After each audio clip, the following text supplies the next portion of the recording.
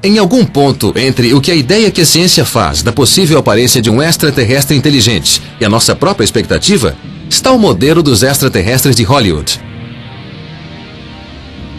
Os artistas que criam os ETs dos filmes têm de obedecer a um roteiro.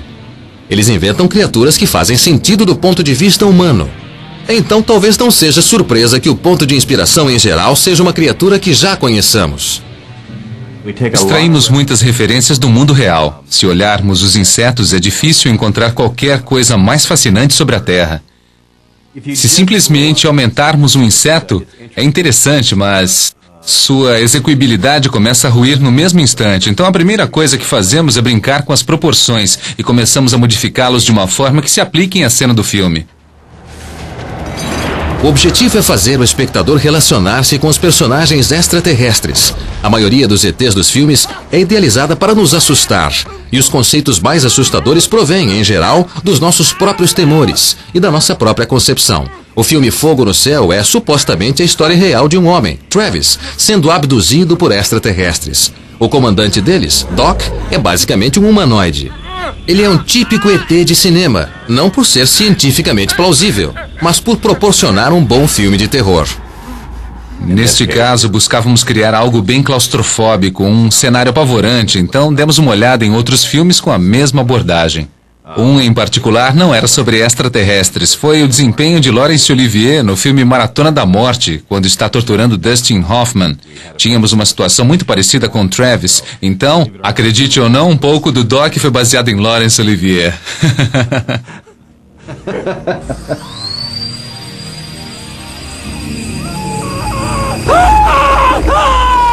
A outra razão de se manter extraterrestres com cabeças, braços e pernas reconhecíveis é a necessidade de obter deles um desempenho. Doc não é nenhum Laurence Olivier, mas se não tivesse cabeça, olhos e boca, o público teria muito mais dificuldade para entendê-lo.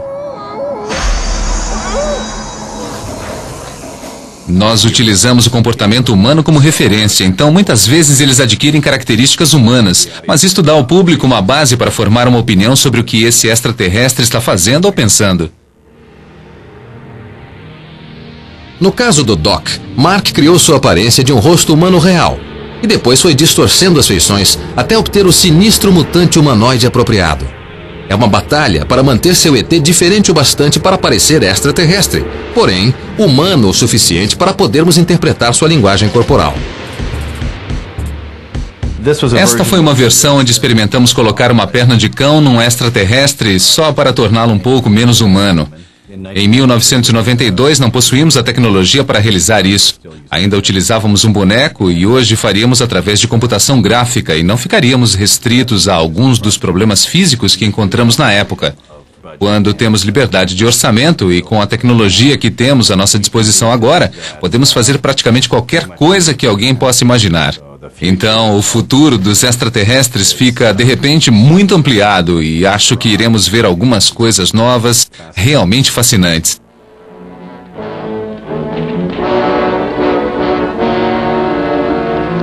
É aí que entra Joel Hagen. Ele é um antropólogo e artista espacial da NASA. Trabalhando em seu refúgio cheio de dispositivos, ele esculpe crânios extraterrestres e sonha com entranhas extraterrestres. Por seu trabalho junto à NASA, Joel sabe tudo sobre ambientes de outros mundos. Ele aplica esse conhecimento para criar esculturas de extraterrestres plausíveis. Seus desenhos são baseados nas leis físicas conhecidas, porém, temperados com uma boa dose de liberdade artística. Joel participa de um jogo com suas criações. Induzindo o espectador a dar o salto da vida terrena para a vida extraterrestre, ele tenta abrir nossas mentes à possibilidade de vida fora da Terra. Estou tentando achar um equilíbrio entre ser totalmente teórico sobre qual seja a aparência de uma forma de vida extraterrestre, e nesse caso meus verdadeiros sentimentos são de que eles talvez sejam tão diferentes e tão irreconhecíveis que seria o mesmo que o espectador assistir a algo talvez como isto, que não teria muita graça. Começo com alguns elementos conhecidos para que ambos tenhamos um parâmetro de referência. É apenas um ponto de partida para que ambos possamos jogar o mesmo jogo. Joel não esculpe apenas crânios. Seus trabalhos mais recentes o conduziram às profundezas de corpos extraterrestres. Quando pensamos em ETs, costumamos nos concentrar em sua aparência externa. Mas e quanto à sua parte interna? Como seria? Talvez tenham apenas interiores e nada no exterior? Tudo é possível. Depende apenas do meio ambiente.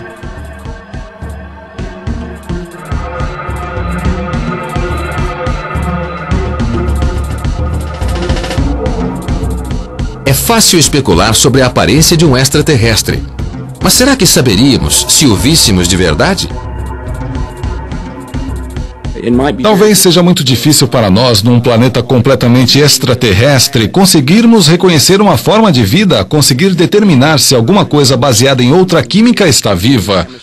Talvez não esteja voando, andando, ou falando conosco, ou fazendo ruídos.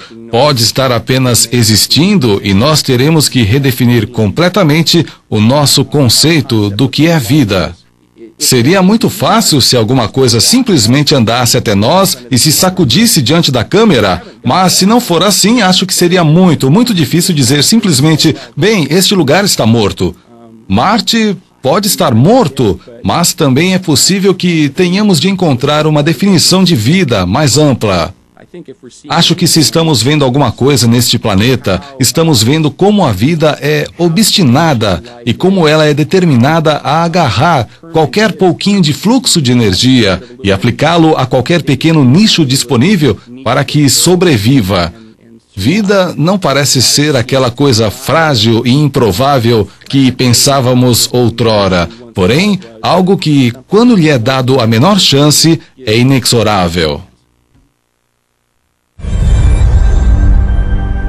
Toda a vida que nós conhecemos tem por base o carbono.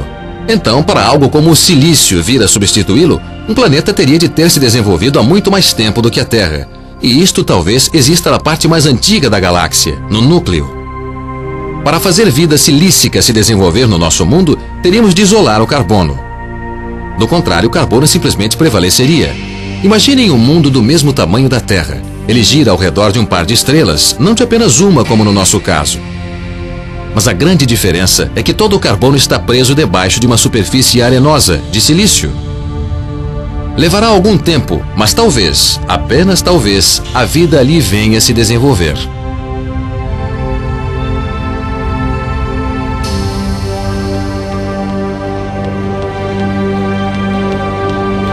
O silício é o segundo elemento mais abundante na Terra. E alguns dos organismos da Terra, como os plânctons, possuem dentro deles tanto silício quanto carbono. Na verdade, o silício é tão semelhante ao carbono que há muito ele é considerado uma possível alternativa como base para a vida. Mas seria a vida na sua trajetória mais lenta. Neste mundo, o carbono está armazenado no subsolo. A superfície é feita de compostos de silício, como a areia. Este silício combina com o oxigênio da atmosfera para formar os blocos que constituem enormes árvores cristalinas. Isso é uma coisa incrivelmente difícil de se fazer, uma vez que o silício reage tão lentamente.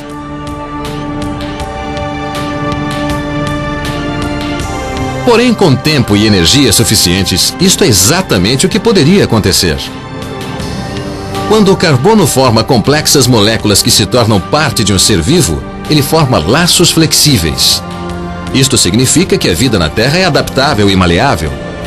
Porém, os laços químicos formados pelo silício são tão fortes e apertados que as criaturas silícicas são extremamente rígidas. Mesmo com ventos produzidos por furacões, as árvores não vergam.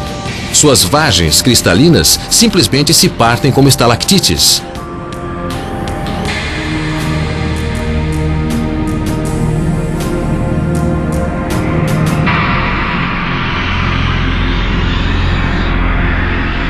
A vida aqui cresce tão devagar que talvez nem percebamos que esteja viva. Esta sequência de tempo em câmera rápida nos mostra a forma como deve uma árvore de silício germinar, espalhar suas sementes e crescer. Se víssemos esta árvore ou uma de suas vagens em tempo real, provavelmente pensaríamos tratar-se de um monte de rocha ou um pedaço de cristal. O conceito todo é completamente irreconhecível para nós como vida. E se vida pode ser tão irreconhecível, talvez tenhamos de ampliar a nossa definição.